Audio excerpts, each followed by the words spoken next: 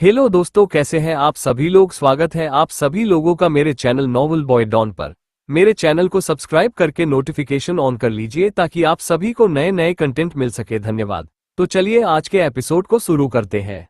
Episode 26, तुम्हारे पास कोई option नहीं। रिवा बिना कोई हलचल किए उस काली परछाई को एकटक देखे जा रही थी, मानो उसे वश में ले लिया गया हो। वो परछाई काफी भद्दे तरीके से हंसते हुए घर में आने की कोशिश करने लगी, पर तभी उसके कदम थिथक गए। किसी ने अचानक ही रीवा के कंधे पर हाथ रखा और वो होश में लौट आए। रीवा ने सामने देखा और वो काली परछाई देख उसकी चीख निकल गई। देव ने उसे पीछे खींचा और एकदम से अपनी तलवार निकालकर हवा में चला दी। गायब होने से पहले वो परछाई दो हिस्सों में बट चुकी थी। रीवा ने दोनों हाथों से मुंह पकड़ लिया। कुछ समय तो वो मुंह से शब्द तक ना निकाल सकी। राजपुरोहित भवन। दिव्य और रिवांश सामने खड़े थे देव के। वो कमरा दिव्य का था। देव ने उन्हें पूरी बात बताई तो सुनकर रिवांश किसी सदमे में चला गया। मेरी गलती के कारण वो मेरे घर तक पहुंच गया। अब मैं क्या करूंगा। रिवांश खुद से बदब डर दिया। इसमें तुम्हारी गलती नहीं है, देव ने कहा। तभी दिव्य बोला, हमारी ही गलती है भाई। हम विराज के घर को ढूंढते हुए गए थे। शायद वहीं पर एक शैतान इंतजार में बैठा था। या तो विराज खुद उसके सामने आए या फिर कोई भी विराज से जुड़ा हुआ। हमने गलती कर दी भाई, हम पर भी हमला किया था उसने। देव ने गुस्से में अपना सर पकड़ लिया। तुम दोनों लड़के पागल हो चुके हो। ये क्या कर दिया तुमने। किसी की नजर ने रिवांश ना आए इसलिए मैं उसे उन शैतानों की नजरों से दूर ले आया था। हमें थोड़े ना पता था कोई हमारा इंतजार करते हुए मिलेगा। हम तो इंसानों से मिलने गए थे, दिव्य ने कहा। देव आसपास कुछ ढूंढने लगा। ये देख दिव्य ने जल्दी से खुद को रिवांश के पीछे छुपा लिया। चप्पल से नहीं मारना भाई, दोस्त के सामने बेइज्जती मत करो। देव शांत हो गया और उसने कुछ पल की चुप्पी के बाद कहा, जो हुआ उसे अब छोड़ दो, लेकिन आगे ऐसा ना हो इसलिए तुम दोनों इस घर से बाहर कदम नहीं रखोगे जब तक मैं ना कहूं। लेकिन कॉलेज का क्या होगा। दिव्या हल्के से अपना सर बाहर निकाल कर बोला, एक बार में सुन लिया ना। नहीं जाओगे बाहर मतलब नहीं जाओगे। जो करना है यही से करो। देव ने अपना आदेश सुना दिया। रिवांश एकदम से उसकी तरफ बढ़ गया। करीब आकर वो बोला, मैं विराज से भी नहीं मिल सकता। देव ने गला तर किया, मैं ना कहकर कठोर नहीं बनना चाहता। तुम्हारा वहां जाना सही नहीं, बस इतना सुन लो। आज नहीं तो कल उनका ठिकाना ढूंढ लिया जाएगा। इसी बात का मुझे डर है। तो फिर विराज को मेरे पास ले आओ। रिवांश दर्द से बोला, वो हमारी नहीं उन शैतानों की जिम्मेदारी है। देव ने नजरें फेर कर कहा, वो मेरे पापा है, जन्म दिया है उन्होंने मुझे। आप कह भी कैसे सकते हो ऐसा। वो उस महल को नहीं छोड़ सकते। अगर कभी उनका ठिकाना ढूंढ लिया गया तो वो दोनों मर जाएंगे। रिवांश ने कहा। देव ने आंखें बंद कर ली। इस मोह से बाहर निकलो रिवांश। तुम्हें कुछ समय बाद स्वर्ग जाना है। सच्चाई नहीं बदलेगी भाई, वो मेरे अपने हैं। अगर स्वर्ग जाने की इतनी बड़ी कीमत मुझे चुकानी पड़े तो नहीं जाना मुझे वहां, रिवांश ने टूटी आवाज में कहा। देव ने आंखें बड़ी कर ली। वो खड़े होकर तिलमिलाते हुए बोला, मेरी इतनी मेहनत के बाद तुम जाने के लिए मना कर रहे हो। क्या कुछ नहीं किया मैंने। अपने मॉरल्स छोड़ दिए। मुझे अपने लोगों के साथ रहना है। मॉम, डैड और पापा। जिसको आप मेरे अंदर ढूंढ रहे हो वो शायद मैं नहीं हूं भाई। मैं रिवांश हूं। मेरी एक अलग पहचान है। मेरी जिंदगी में शामिल लोग अलग हैं। क्या मैं इनके साथ खुशी से नहीं रह सकता। रिवांश ने सवाल किया। देव ने उसके कंधे पकड़ लिए, तो क्या मुझे भी खुश होने का अधिकार नहीं। मेरी जिंदगी मेरा परिवार बस तुम दोनों थे। अपनी आंखों से तुम्हारी मौत को देखना कैसे सहा होगा मैंने। तो क्या हुआ अगर इस बार मैं स्वार्थी बनकर अपने बारे में सोच रहा हूं। जिनके साथ तुम रहना चाहते हो वो संभव नहीं। इंसान एक समय बाद मर जाएंगे और वो शैतान, उनसे हमारा कोई रिश्ता ना रहे वही बेहतर होगा। तो मेरे पास कोई ऑप्शन नहीं आपकी सुनने के अलावा। रिवांश ने जैसे आखिरी बार पूछा था। देव ने उसका गाल छूकर कहा, तुम्हारे पास कोई ऑप्शन नहीं। रिवांश ने सर हिलाया, आपने मेहनत की है मुझ पर। मैं नाराज नहीं करूंगा आपको। बस एक रिक्वेस्ट है, अगर कभी भी विराज मुसीबत में हो तो आप उन्हें जरूर बचाएंगे। ठीक है, मैं वादा करता हूं, अगर कभी मौका मिला तो यकीनन उनकी रक्षा करूंगा। आखिर उन्होंने मुझे फिर से मेरे दर्पण से मिलाया है। कहते हुए देव ने उसका माथा चूम लिया। आराम करो करो अब। रिवांश ने हल्के से सर हिलाया तो देव आगे बोला, रिवांश को परेशान मत करना। आप ना बताते तो मैं ऐसा करता ही नहीं। दिव्य व्यंग से बोला। देव ने आंखें छोटी कर ली। दिव्या तुरंत बोला, समझ गया, अब जाओ आप, गुड नाइट। देव अफसोस के साथ सर हिलाते हुए चला गया। एक अंधेरे कमरे में लकड़ी से बनी कुर्सी पर कोई बैठा था, हाथ में लाल रंग की वाइन का ग्लास पकड़े हुए। धीरे धीरे वो उसमें से घुट भर रहा था। उसके लाल नाखून लंबे थे। उसी समय चिरायुष वहां आकर जमीन पर गिर पड़ा। उसने अपना सीना पकड़ रखा था। कुर्सी पर बैठी किसी वो लड़की बोली, क्या हुआ महाराज चिरायुष, आप किसके हाथों जख्मी होकर आ गए? उस आवाज में चिंता ना के बराबर और व्यंग ज्यादा था। चिरायुष का सर काले कपड़े से ढका हुआ था। उसने जैसे ही सर से कपड़ा हटाया उसकी लाल आंखें चमक उठी। मेरा सामना देव से हुआ था, साथ ही उस दर्पण को भी मैंने देखा, चिरायुष ने कहा। पर सामने कुर्सी पर बैठी लड़की ने कोई प्रतिक्रिया नहीं दिखाई, मानो वो पहले से जानती थी रिवांश के बारे में। अपना ग्लास हाथ में घुमाकर उसने आराम से कहा, जब कहा है देव से दूर रहो तो तुम क्यों उसके सामने चले गए? मरने का इरादा था, बिना महाराज शूल से युद्ध किए। चिरायुष का जबड़ा कस गया। मैंने तुम्हें इतनी बड़ी खबर दी और तुम हो कि रुको, कहीं तुम्हें पहले तो नहीं पता था? वो एकदम से हंस पड़ी, सही पहचाना। मैंने पहले ही कहा था अपना ध्यान सिर्फ और सिर्फ स्वर्ग को परेशान करने में लगाओ, ताकि सबका ध्यान उस तरफ बना रहे। इतने छोटे से काम की उम्मीद तुमसे रखना बेकार चला गया। चिरायुष ने कहा, मैं दोनों काम एक साथ कर रहा हूं। अगर ऐसा है तो देव चला क्यों नहीं जाता यहां से, या फिर तुम्हारी कोशिश कम पड़ रही है? उस लड़की ने कहते हुए चिरायुष के सामने वाइन का ग्लास फेंक दिया। पहले तो खुद को ठीक कर लो, तुम सवाल जवाब करने की हालत में भी नहीं हो। इसी के साथ वो लड़की अंधेरे में ही कहीं गायब हो गई। चिरायुष ने एकदम से अपने हाथ की मुट्ठी बना एक जमीन पर दे मारी। एपिसोड 27 निर्दयी बेटा। सीढ़ियों से ही देव ने देखा रीवा और अभिमन्यु दादू के साथ बैठे थे। देव नीचे पहुंचा और बोला, रिवांश और दिव्या झूठ बोलकर लॉन्ग ड्राइव पर निकल गए थे। मैं उन्हें वापस ले आया हूं। वो अब कमरे में आराम कर रहे हैं।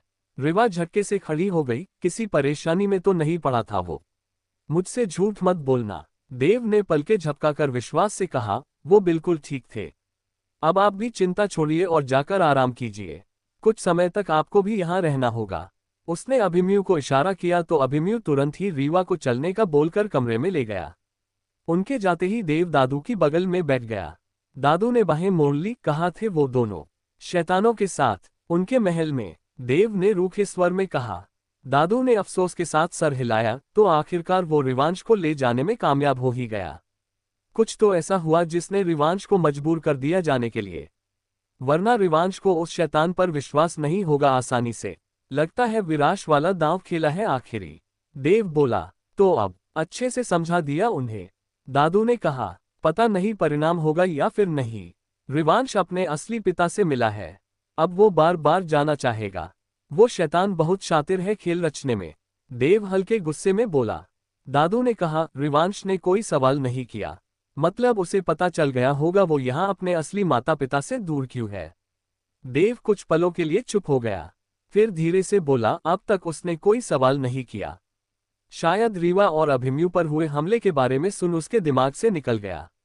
मुझे जवाब देने के लिए तैयार रहना होगा, वो कभी भी पूछ सकता है। सर हिलाकर दादू ने एक ठंडी सांस छोड़ी और बात बदलकर बोले, मैं पूछना भूल गया, महाराज ने संपर्क करने की कोशिश की थी तुमसे, तुमने बात क्यों नहीं की? देव का चेहरा पूरी तरह भावहीन हो गया। क्योंकि मुझे नहीं करनी थी। दादू हैरानी से बोले, देव, क्या तुम उन्हें दोषी मानते हो जो काया के साथ हुआ? देव ने हाँ कहने में समय जाया नहीं किया और बोला, हम यहाँ थे तो उनका कर्तव्य था काया की रक्षा करना। क्या किया उन्होंने? उनके कारण काया हमारे साथ नहीं। दादू ने सर पकड़ लिया। तुम्हारे दर्द को मैं अच्छे से समझ सकता हूँ, लेकिन वो मुझसे ज्यादा नहीं होगा। मेरी पुत्री थी काया, पर मैं तो महाराज को दोष नहीं देता। उनकी आवाज में केवल निराशा थी। देव लापरवाही से बोला, तो किसका दोष है? काया का। बस मुझे बहस नहीं करनी देव, महाराज से बात कर लो, उन्हें बताओ बस 1 महीने का समय चाहिए हमें। दादू ने हाथ दिखाकर बात को खत्म कर देना चाहा। हाँ, बात तो करनी होगी, पहले ही पूछ लेना बेहतर होगा कि वो मेरे शिष्यों को स्वर्ग में लेंगे या फिर नहीं। अगर उन्होंने मना किया तो मैं स्वर्ग और नर्क की सीमा पर बने बाग में रहने चला जाऊंगा। आप लौट सकते हैं स्वर्ग खुशी से, देव ने कहा। दादू कुछ समय उसे देखते रहे, फिर एकदम से अपना हाथ उठाया देव को मारने के लिए। देव ने जल्दी से अपना सर छिपा लिया। दादू का हाथ हवा में ही रुक गया। तुम समझदार हो, समझदारी वाली बातें हो किया करो। दिव्या की हवा लग गई है तुम्हें। पर मैंने कुछ गलत भी नहीं कहा। अपने शिष्यों के बिना मैं स्वर्ग नहीं जाऊंगा। देव ने कहा, तो मैं भी अपने शिष्य के बिना स्वर्ग नहीं जा सकता। तुम महाराज से बात करके देखो। अगर उन्होंने मना किया तो आगे का काम मैं संभालूंगा उन्हें मनाने के लिए। दादू ने कहा। देव ने कुछ समय लिया हाँ कहने में। रिवांश ने कमरे की बालकनी का दरवाजा खोला और बाहर चला गया। सबसे पहले तो उसकी नजर दूर खड़े शूल पर ही चली गई। रिवांश की आंखें बड़ी हो गई। तुम यहाँ। उसकी धीमी आवाज भी शूल तक पहुंच गई। तो कहा जाओ। रिवांश ने भी उसकी धीमी आवाज साफ तौर पर सुन ली। उसे शूल की बात याद आ गई। शूल उसे ही अपना घर समझता था। वो शैतान, उसके बारे में तुमने मुझे कुछ भी ठीक से नहीं बताया। आखिर है कौन वो? रिवांश ने नाराजगी से पूछा। मेरा सौतेला भाई, जिसे एक समय पर मैं बचाना चाहता था। उसके कारण ही मैं इस समस्या में हूँ। सांप पाल रखा था मैंने, मुसीबत के समय उसने मुझे ही डस लिया। शूल ने फीकी हंसी के साथ कहा। रिवांश ने जबड़ा कस लिया। अगेन सब कुछ कंफ्यूजिंग है। क्या कोई मुझे पूरी कहानी शुरू से नहीं बता सकता? तुम ना जानो तो बेहतर है, क्योंकि हम तुम्हें खोना नहीं चाहते। शूल ने कहा। फाइन, मत बताओ कुछ भी। बस मेरा एक काम करना। विराज का अच्छे से ध्यान रखना। रिवांश ने अपना लहजा विनती भरा रखा। अगली अमावस याद रखना। अगर उस दिन तुम मेरे साथ रहे तो सब कुछ ठीक हो जाएगा।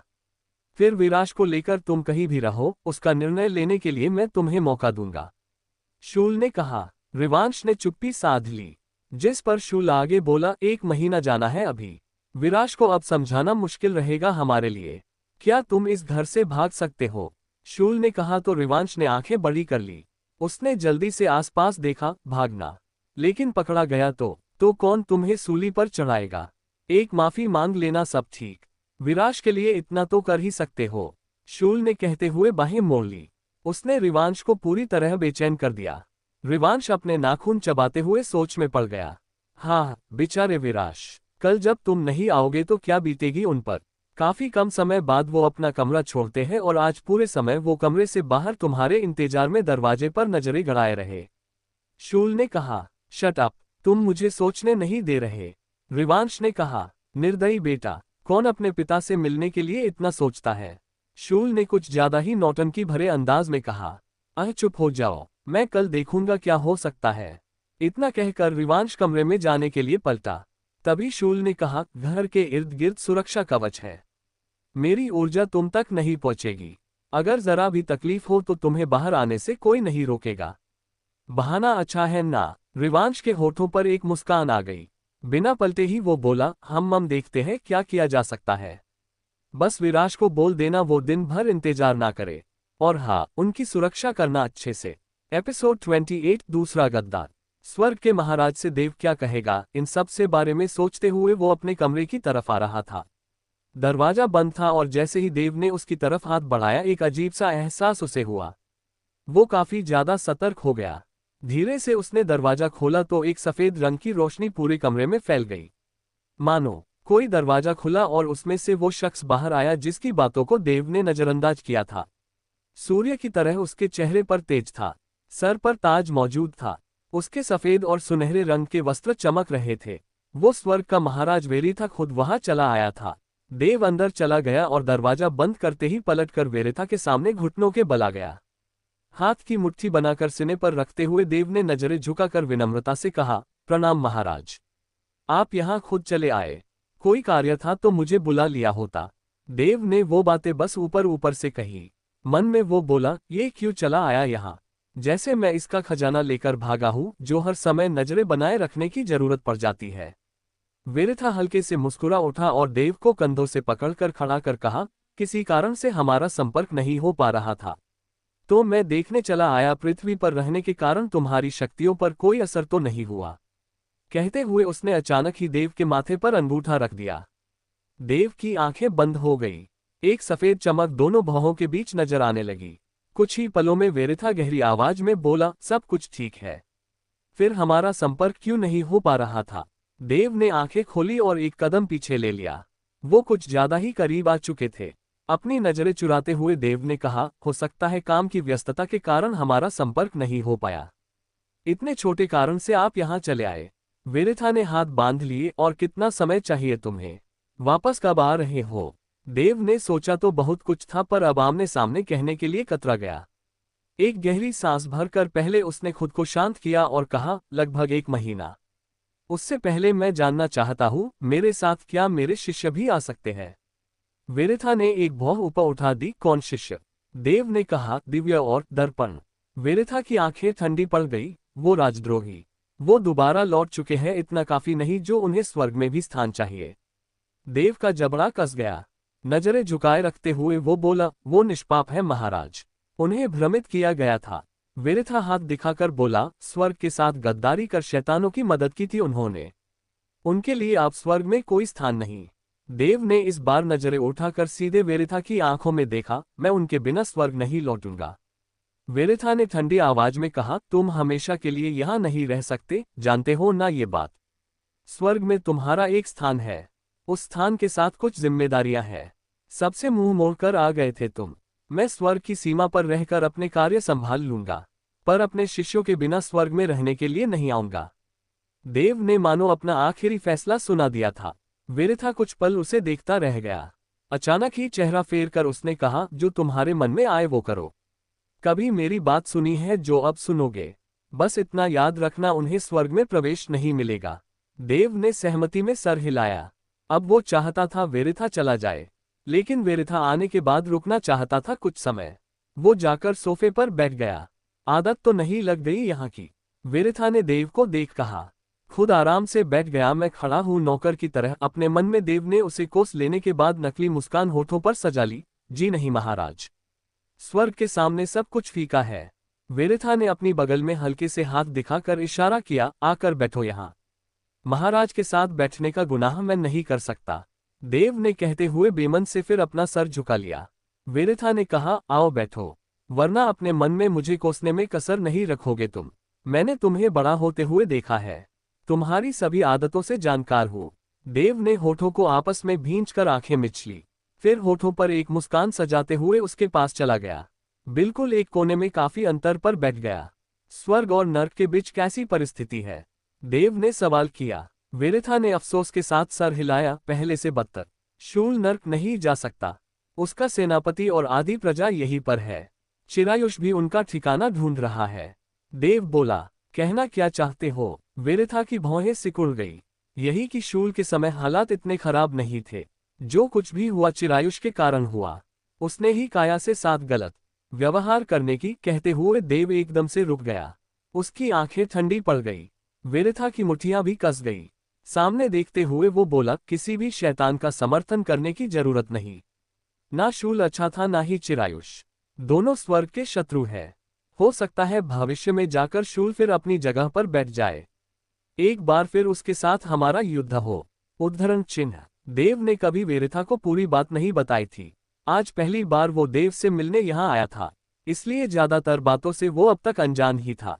देव ने सर हिलाया तो विरेथा आगे बोला, अपने शिष्यों को इस बार अच्छे से समझा दो, उन शैतानों के साए से भी दूर रहे। हाँ कहते हुए देव ने दूसरी तरफ चेहरा कर लिया। कोई उसके शिष्यों की बुराई करे ये बात पहले से उसे पसंद नहीं थी। अचानक ही विरेथा ने उसके हाथ को छू लिया तो देव चौंककर झटके से खड़ा ही हो गया। महाराज आप यहाँ आए और मैं आपकी सेवा में कुछ कर ही नहीं पाया। वो जल्दी से दूर हो गया। विरेथा ने पलकें झपका दी, फिर वो भी खड़ा हुआ। उसकी आवश्यकता नहीं, मुझे अब चलना चाहिए। 1 महीना मतलब बस 1 ही महीना, इससे ज्यादा मैं एक भी दिन की देरी बर्दाश्त नहीं करूंगा। जो आ गया। देव ने फिर से सर झुका लिया। कमरे में फिर सफेद रोशनी फैल गई और दरवाजा खुला। विरेथा कुछ पल उसे देखते रहा, फिर वहां से चला गया। अगली शाम रिवांश के जाने के बाद से शूल भी कहीं चला गया और लौटा ही नहीं। रुद्र को कोई अंदाजा नहीं था रिवांश के आने का, इसलिए वो ज्यादा समय तक विराश से सच्चाई नहीं छुपा पाया। एक गुलदस्ता उठाकर विराश ने पूरी ताकत से रुद्र की तरफ फेंका और चिल्ला पड़ा, क्या कर दिया तुम लोगों ने इस बार? मेरी खुशी तुमसे देखी नहीं जाती। क्यों नहीं आएगा मेरा बेटा मेरे पास? रुद्र जल्दी से हट गया और खुद को बचा लिया। उसने हाथ दिखाते हुए विराश को शांत रहने के लिए इशारा किया, रिवांश की मजबूरी है वीर, बात को समझो। वो इस समय कठिन परिस्थिति से गुजर रहा है। हम उसके माता पिता हैं, हमें सब समझ जाना चाहिए। विराश की दोनों आंखें बहने लगी। वो घुटने के बल गिरकर बोला, हर बार मैं ही क्यों समझूं? मुझे बस मेरा रिवांश चाहिए। जाओ, शूल से कहो वो मेरे बेटे को ला दे। मैं नहीं रह सकता उसके बिना। या फिर मुझे उसके पास ले जाकर छोड़ दो। रुद्र धीरे धीरे उसकी ओर बढ़ते हुए कहा, काश कि हम ऐसा कर सकते। मैं सच में हर रोज तुम्हें उससे मिलाने ले जाता। 20 साल इंतजार किया है वीर, 1 महीना और कर लो। हो सकता है उसके बाद हमारा रिवांश हमेशा के लिए हमारे पास आ जाए। विराश ने भरी आंखों से उसकी ओर आस भरी नजरों से देखा।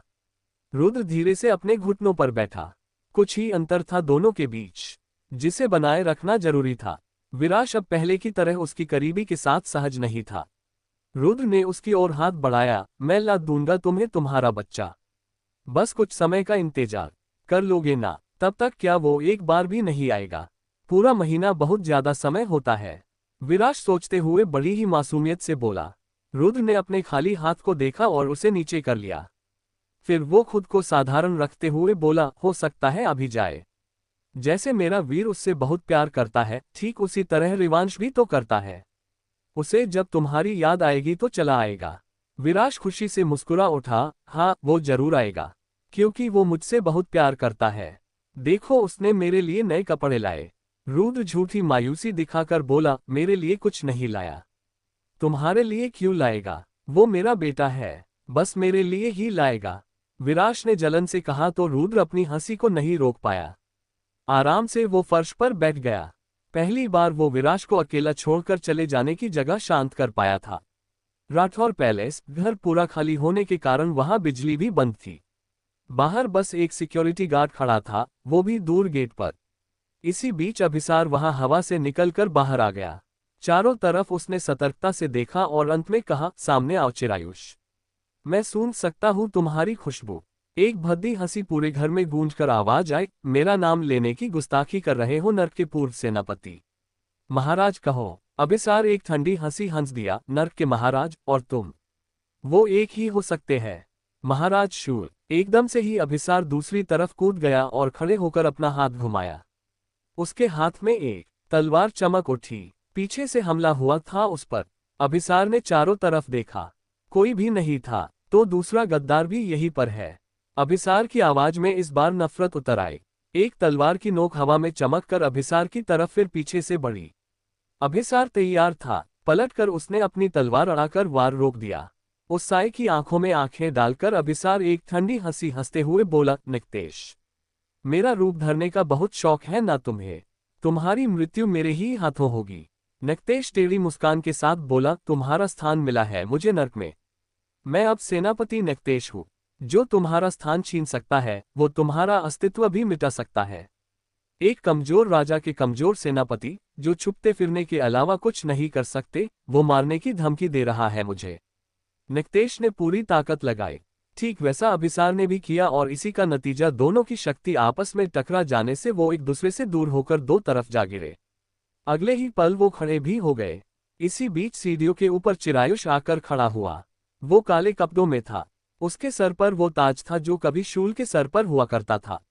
अभिसार ने जैसे ही उस ताज को देखा उसकी पकड़ अपनी तलवार पर कस गई।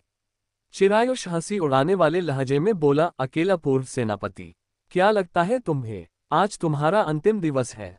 अभिसार ने अपनी तलवार को घुमाया, देखते हैं आज किसका अंतिम दिवस है।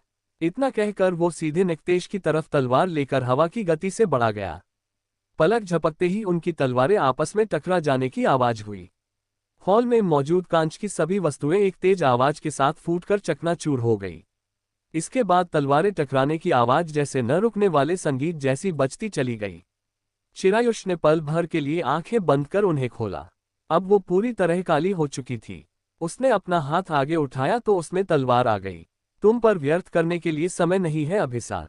तुम्हारे जाने का अब समय आ चुका है। तुम जाओगे तभी तो शूल अकेला पड़ जाएगा। कहते हुए चिरायुष भद्दे तरीके से मुस्कुरा पड़ा। वो अभिसार पर हमला करने आगे बढ़ गया, जबकि अभिसार का पूरा ध्यान निकतेश के साथ युद्ध करने पर था। एपिसोड 29। तो उसका शरीर तुम्हें ऊर्जा देता है। हवा की गति से चिरायुष हाथ में तलवार लिए अभिसार की तरफ बढ़ने लगा, जबकि अभिसार का पूरा ध्यान इस समय निकतेश को संभालने में था। कुछ इंच का अंतर बचा था और चिरायुष की तलवार अभिसार की पीठ में जा लगती। पर उससे पहले ही एक दूसरी तलवार ने बीच में आकर वार रोक लिया। तेज आवाज हुई जिसे सुनकर अभिसार चौंक गया। नक्तेश को पीछे धकेलकर उसने पलटते हुए देखा, गद्दार और पीछे से वार करने वाला। तुमसे इसी चीज की अपेक्षा थी। वो हल्के से मुस्कुरा दिया और पूरी ताकत से नक्तेश की तरफ बढ़कर उस पर वार किया। चिरायुष की नजरें बस उस काली तलवार और उसकी मुट्ठी पर बनी रही गई। वो मुट्ठी चांदी की थी, खोपड़ी के आकार का सर और उसमें 2 लाल आंखें। महाराज शूल। चिरायुष पहचानने में देर नहीं कर पाया।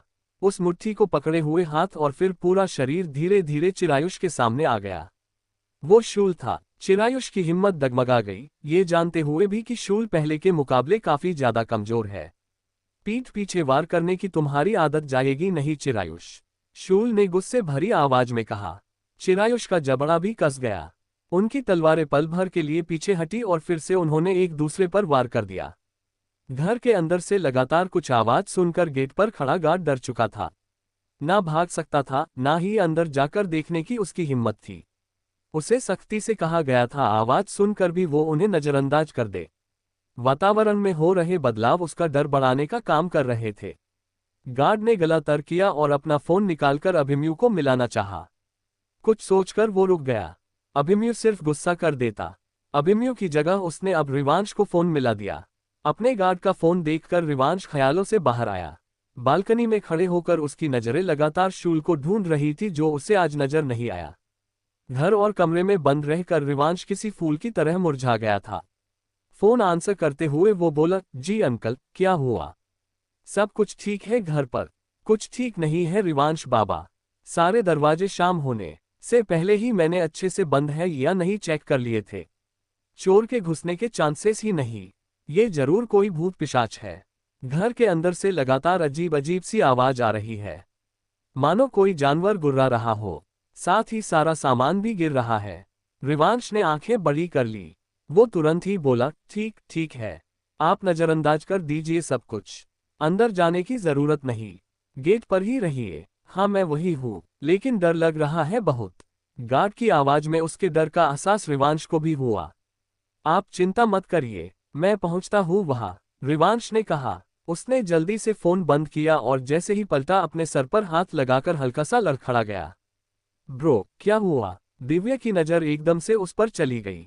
वो बाहर आया, रिवांश का हाथ पकड़कर उसे सहारा देते हुए कहा, भाई को बुला दो, कुछ तो कहो, मुझे सफोकेशन हो रही है। रिवांश आंखें ऊपर की तरफ घुमाते हुए कहने लगा, पहले कभी ऐसा हुआ है? दिव्या ने कहा तो रिवांश ने नामे सर हिलाया। वो गहरी गहरी सांसें लेने लगा। अंदर भी दम घुट रहा था। तभी वो बाहर आया ताजी हवा लेने के लिए। तुम अंदर चलो, मैं भाई को कॉल करता हूँ, दिव्या ने कहा। नहीं, मुझे शूल के पास लेकर चलो।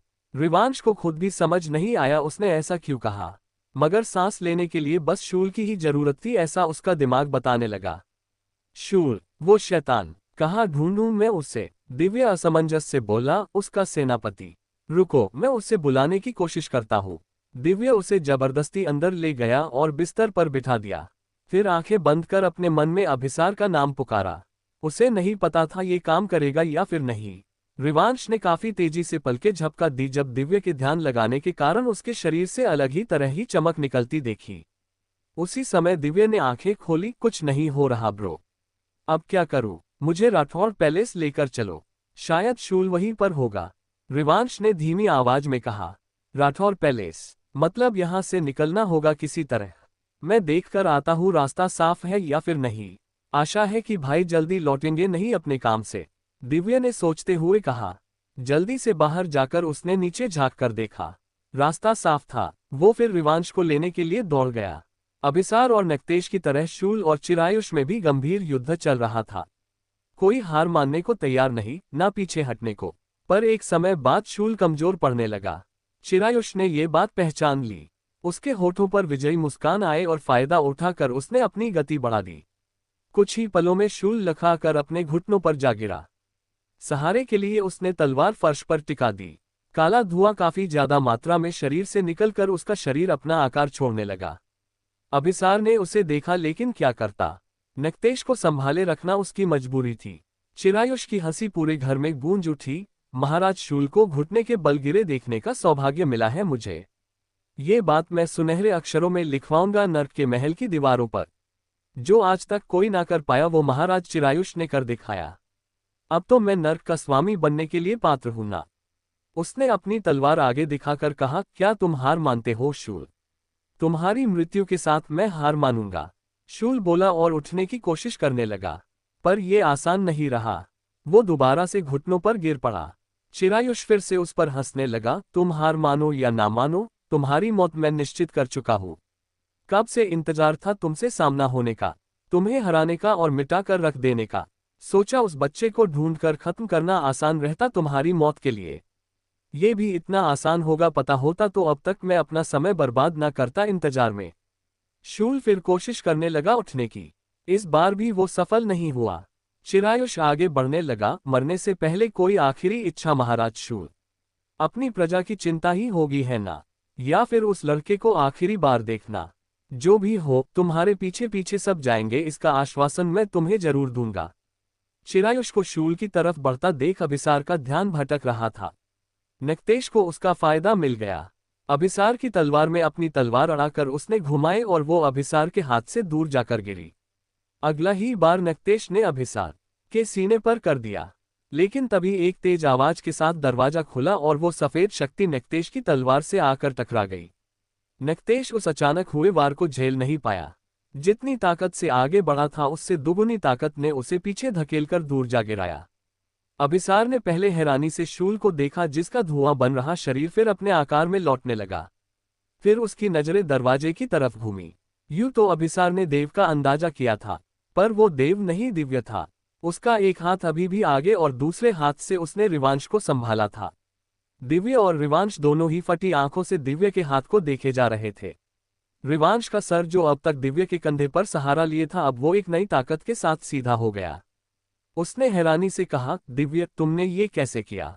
दिव्य ने पलके झपकाकर अपने हाथ को एकदम से हवा में उठाकर कहा, पता नहीं, अब नहीं निकल रहा। वो कुछ अचानक ही बाहर आ गया था।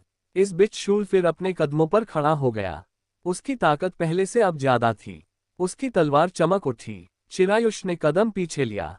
अंदाजा लगाकर वो बोला, तो उसका शरीर तुम्हें ऊर्जा देता है? शूल ने तलवार घुमाई और एकदम से ही चिरायुष की दिशा में फेंकी। चिरायुष को वहां से हटने का मौका ही नहीं मिला। उसकी एक दर्द भरी तेज चीख सबके कानों में पहुंची। देखते ही देखते चिरायुष धुआं बनकर गायब हो गया और शूल की तलवार नीचे गिर गई। इससे पहले कि अभिसार नक्तेश को पकड़ता, वो भी अपने महाराज के पीछे भाग निकला। अभिसार ने उनका पीछा करना चाहा, पर शूल ने रोकते हुए कहा, अकेले मत जाओ।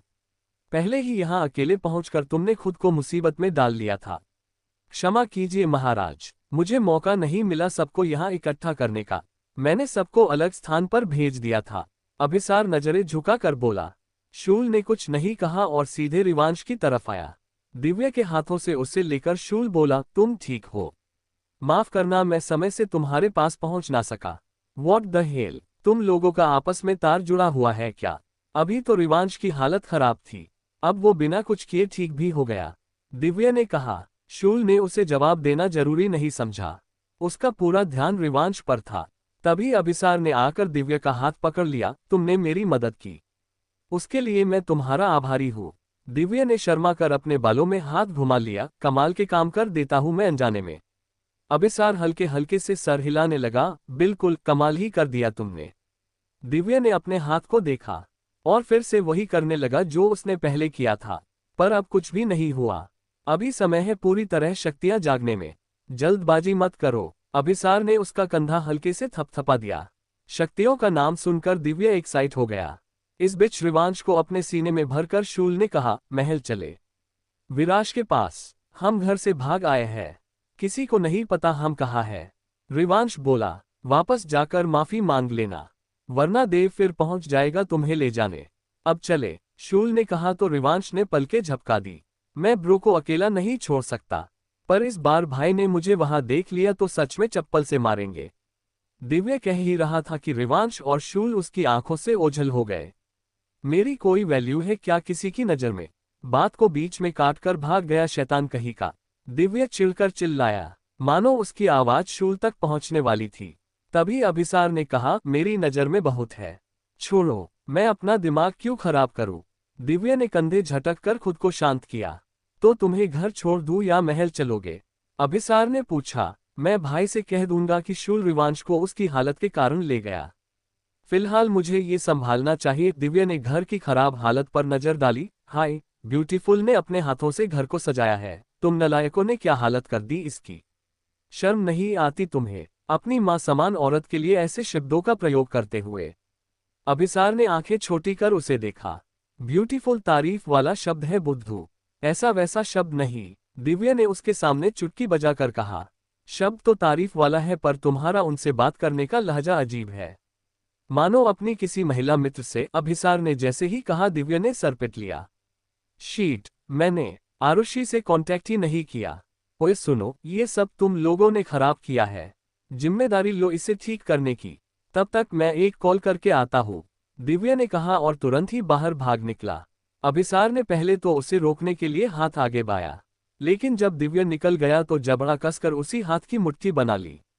देव हड़बड़ी में दादू के कमरे में पहुंचा। वो दोनों लड़के गायब है, आपको पता है कहाँ चले गए? दादू ने उसे घूर कर देखा। मैं सेवक हूं उनका, देवगुरु, उस शब्द पर जोर देते हुए देव ने कहा। काफी समय उस शैतान से दूर रहने के कारण रिवांश की हालत बिगड़ना शुरू हो गई थी। दिव्या उसे लेकर गया है, अब वो उन शैतानों से साथ ही होंगे, दादू ने अंत में बता दिया। दोनों लड़कों को लगा था वो छुप कर निकल जाएंगे, फिर भी दादू ने देख लिया। देव अपना सर पकड़कर बोला, मुझे इस पर गुस्सा आ रहा है कि रिवांश को कर समय उस शैतान की जरूरत पड़ती है जिंदा रहने के लिए। क्या होगा अगर अगली अमावस को हम रिवांश के अंदर से शैतानी शक्तियों को खत्म ना कर पाए? तो तुम उसे फिर से खो दोगे, या तो उसकी शक्तियां उसे खत्म करेगी या फिर स्वर्ग से कोई दूसरा, और इस काम की जिम्मेदारी तुम पर भी आ सकती है, भूलना मत, दादू ने कड़े शब्दों में कहा, जिसे सुनकर देव के चेहरे पर डर नजर आने लगा। ना में सर हिलाकर वो बोला, मैं उसे फिर से नहीं खोना चाहता, उसके साथ मैं भी मर रहा हूं देवगुरु, अगर इस बार उन दोनों को कुछ हुआ तो मैं भी खुद को समाप्त कर लूंगा। देव, दादू ने खड़े होकर गुस्से में कहा, लेकिन देव कुछ सुनने की जगह वहां से चला गया। दादू उसका नाम पुकारते रहे पर वो ना रुका। एपिसोड 30। आप विराश के गुनहगार है। विराश का ध्यान भटकाने में रुद्र कामयाब हो पाया। काफी समय तक उसने विराश के साथ सिर्फ रिवांश के विषय में ही बात की, जिस पर बोलने में विराश दिलचस्पी रखता था, पर एक समय बाद उसने फोन उठाया और कान में हेडफोन लगा लिए। रुद्र खोए हुए बातें करता ही रह गया। जब उसे एहसास हुआ विराश कोई जवाब नहीं दे रहा, तब जाकर उसका ध्यान विराश पर गया। रुद्र को बुरा तो लगा पर थोड़ी राहत भी मिली, कोई तो चीज अब विराश को व्यस्त रखने में कामयाब हो पाए, वरना तो पहले वो गुड़िया वाला खिलौना ही उसका सब कुछ था। पूरा पूरा दिन वो उस खिलौने से बात करने में बीता देता, जिसका नतीजा था विराश का आक्रामक प्रतिक्रिया देना। अचानक ही उसके सामने से कोई गुजारा और जाकर विराश की आंखें बंद कर ली। विराश के हाथ से फोन छूटकर बिस्तर पर गिर गया। वो बुरी तरह चौंकने के साथ डर भी गया। कौन है, क्या कर रहे हो? वो तेज आवाज में बोला। रिवांश ने जल्दी से अपने हाथ हटाकर कहा, पापा मैं हूँ। रिवांश, तुमने मुझे क्यों डराया? वह मासूमियत से सीने पर हाथ रखकर बोला। सरप्राइज देने के बारे में सोचा था, खुद ही सरप्राइज हो गया। सॉरी, आपको डराने का इरादा नहीं था मेरा। रिवांश ने माफी मांग ली। विराश उठकर उसके सामने आया। तुम यहाँ कैसे आए? रुद्र ने कहा, तुम्हारी मजबूरी है, अब तुम नहीं आ सकते 1 महीने तक। रिवांश ने हाँ में सर हिलाया। मजबूरी तो जरूर है, पर सोचा आप इंतजार करोगे, एक बार मिलकर आने में बुराई नहीं। एटलीस्ट आपको पता रहेगा मैं क्यों नहीं आ रहा। विराश उसके हाथ पकड़कर मायूसी से बोला, तुम रोज नहीं आओगे, मैं क्या करूंगा तुम्हें देखे बिना? मुझे तुम्हारी बहुत याद आती है, 1 मिनट भी रहा नहीं जाता और रोना आता है। रिवांश ने उसका चेहरा थाम लिया। क्यों रोना आता है? ऐसा तो नहीं है कि मैं आपको अब अकेला छोड़ दूंगा, मैं आता रहूंगा, बस समय का पता नहीं। हम और बस 1 महीना रिवांश हमारे साथ रहेगा, है ना? शूल ने चुप्पी तोड़ी। विराश तो खुश हो गया पर रिवांश ने गर्दन घुमाकर उसे घुरा। शूल ने कंधे उठा दिए। क्या तुमने मुझ पर निर्णय छोड़ा था इस बारे में? कल रात ही हमारी बात हुई थी, भूल गए इतनी जल्दी? रिवांश ने कहा। शूल ने हाथ बांध लिए और कहा, कल रात याद क्यों नहीं आ रहा मुझे? शक्तियां कमजोर होने के साथ साथ मेरी स्मृति भी लगता है कमजोर हो गई। रिवांश अच्छी तरह उसके नाटक समझकर धीरे धीरे हाँ में सर हिलाने लगा। फिर उसने विराश से कहा, मैं आपके साथ रहूंगा या नहीं उससे ज्यादा आप मेरे साथ जरूर रहेंगे, इसका विश्वास आपको दिलाता हूं। बस एक बार आप ठीक हो जाओ, मैं आपको अपने साथ ले जाऊंगा। फिर वही बात, क्या तुम्हें उसके पति से डर नहीं लगता? रुद्र ने आंखें छोटी कर ली। कमजोर लोगों से नहीं डरता मैं। रिवांश आराम से कंधे झटक कर बोला। रुद्र का मुंह खुल गया, मैं तुम्हारा पिता होने के साथ साथ शैतानों का अगला गुरु भी हूँ। हाँ, एक कमजोर गुरु, जिसने अपने हाथों से सब कुछ बर्बाद कर लिया, मेरे मासूम पापा को नर्क भरी जिंदगी देकर। रिवांश ने उसे ठंडी नजरों से देखा। बार बार मुझसे इस बारे में बहस मत करो। मैंने जो किया अपने प्यार के लिए किया। गलती हो चुकी थी जिसे सुधारने के लिए मुझे उसे इंसान से शैतान बनाना पड़ा। रुद्र ने फिर अपनी सफाई में कहा, पहले गलती करो, सॉरी गुनाह करो और फिर माफी मांगो। ये भी सही है। किसी की जिंदगी छीनकर उससे सॉरी कहना उसके जख्म भर सकता है। रिवांश तंज भरे लहजे में बोला। आज तक उसके साथ किसी ने भी इस तरह से बहस करना तो दूर बात भी नहीं की। शूल हस्तक्षेप करते हुए बोला, यू जस्ट शट अप क्रिचर। तुम्हें बीच में बोलने के लिए किसने कहा? रिवांश गुस्से में बोला। जो काम दिव्य करता था आज विराश ने करते हुए रिवांश का हाथ पकड़ उसे रोका। क्या कर रहे हो तुम? वो बुरे लोग हैं, उनसे लड़ाई मत करो, मुझे डर लगता है। रिवांश ने एक लंबी सांस छोड़कर सर हिलाया और कहा, आप दोनों जा सकते हो यहां से। मुझे अकेला रहना है विराश के साथ। रुद्र ने फीकी आवाज में कहा, क्या तुम मुझे माफ नहीं कर सकते? प्लीज आप मुझे शर्मिंदा मत कीजिए। ऐसा कहकर मैं किसी को माफ करने के लिए हूं ही कौन? आप विराश के गुनहगार हैं। अगर वो आपको माफ कर देते हैं, वो पहले की तरह ठीक हो जाते हैं, तो इसी में मुझे शांति मिलेगी। रिवांश ने कहा। रुद्र ने एक नजर विराश पर डाली, ये आसान लगता है तुम्हें? 20 साल गुजरे हैं, उसकी हालत में कोई सुधार नहीं। इसमें दोष सारा आपका है। रिवांश बोला, अपने प्यार को कुछ ना बताकर तकलीफ ना देने के बारे में सोचना। रुद्र ने पूछा, ना बताकर ही आपने सबसे ज्यादा तकलीफ दी। वो अकेलेपन के कारण मेंटली वीक हुए। रिवांश बोला। शूल ने काफी जोर से सांस लेकर कहा, रुद्रान को दोष देने की जगह इस पर आप दोनों को आपस में मिलकर समाधान खोजने की आवश्यकता है। एक दूसरे के खिलाफ होकर नहीं, साथ मिलकर काम करो। परिणाम जल्दी मिलेगा, जो पिछले 20 सालों में नहीं मिला। रिवांश शांत हो गया। इस बात पर असहमत होने के लिए कोई कारण नहीं था। आखिर उसकी भी चाहत थी विराश जल्दी ठीक हो जाए। इससे पहले कोई कुछ कहता, रिवांश का पेट भूख लगने के संकेत देने लगा। विराश हंस पड़ा, तुम्हें भूख लगी है ना? रिवांश सकपका गया, जिस पर रुद्र ने कहा, वीर, क्या मैं तुम्हारी मदद करूं खाना बनाने में? कल तुम्हारी मेहनत जाया चली गई, पर आज ऐसा नहीं होगा। विराश को पिछले दिन की मेहनत याद आ गई। मन नहीं किया दोबारा किचन में जाने का, लेकिन जैसे कि रुद्र ने कहा था वो मदद करेगा, तो विराश के होठों पर शैतानी मुस्कान झलक आए। उसकी मासूमियत का नतीजा उसे वो छुपा भी नहीं पाया। रुद्र ने हाथ बढ़ाकर उसे अपने पास आने के लिए कहा। विराश जल्दी से उसका हाथ पकड़कर उसके साथ चला गया। पीछे बचे रहे शूल और रिवांश। बिस्तर पर पड़े फोन को देख रिवांश ने किया और बंद करके मेज पर रख दिया। तभी शूल धीरे धीरे उसकी ओर बढ़कर उसके करीब चला आया। प्लीज आप लोग इस स्टोरी को सपोर्ट KAREE प्लीज।